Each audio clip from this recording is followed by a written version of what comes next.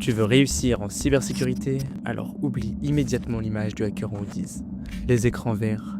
La réalité est beaucoup moins sexy, mais beaucoup plus intéressante. Parce que la cybersécurité, ce n'est pas un métier. C'est un environnement. Un environnement où tout change en permanence, où chaque système est imparfait et où chaque erreur a un coût. Réussir ici, ce n'est pas accumuler des certifications. C'est comprendre comment les systèmes cassent. Un ingénieur en cybersécurité, ce n'est pas quelqu'un qui protège. C'est quelqu'un qui comprend comment un système est conçu, où il peut échouer et comment un humain va exploiter cette faille. Parce qu'au final, les attaques ne ciblent pas que la technologie, elles ciblent les comportements.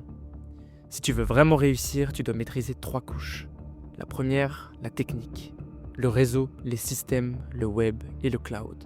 Pas en surface, en profondeur.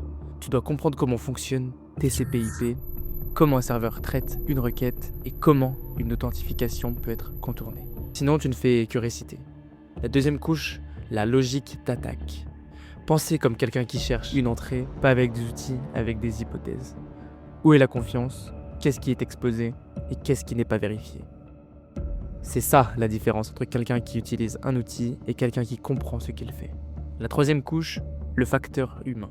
Et c'est là que 80% des gens échouent. Parce que la majorité des incidents ne viennent pas d'un exploit sophistiqué. Ils viennent d'un mot de passe faible, d'un accès mal configuré, d'un clic de trop. Si tu ignores ça, tu passes à côté du vrai problème. Maintenant, voilà ce que peu de gens réalisent vraiment. Tu peux être payé pour trouver des failles. Oui, littéralement. Ça s'appelle le bug bounty. Des entreprises comme Google, Meta ou Microsoft proposent des programmes où elles payent des chercheurs en sécurité, afin d'identifier des vulnérabilités dans leur système. Parce que pour elles, payer quelqu'un pour trouver une faille coûte beaucoup moins cher que subir une attaque réelle. Concrètement, tu analyses une application, tu trouves une faille, tu la rapportes de manière responsable, et s'il la valide, tu es payé. Parfois quelques centaines d'euros, parfois des milliers, parfois beaucoup plus. Mais attention, le bug bounty ce n'est pas testé au hasard, c'est appliquer exactement ce dont on a parlé. Donc comprendre les systèmes, raisonner comme un attaquant et être méthodique. Tu ne deviendras pas bon en regardant des vidéos, ni en enchaînant les formations passivement. Tu dois pratiquer, casser des choses, comprendre pourquoi ça casse et reconstruire.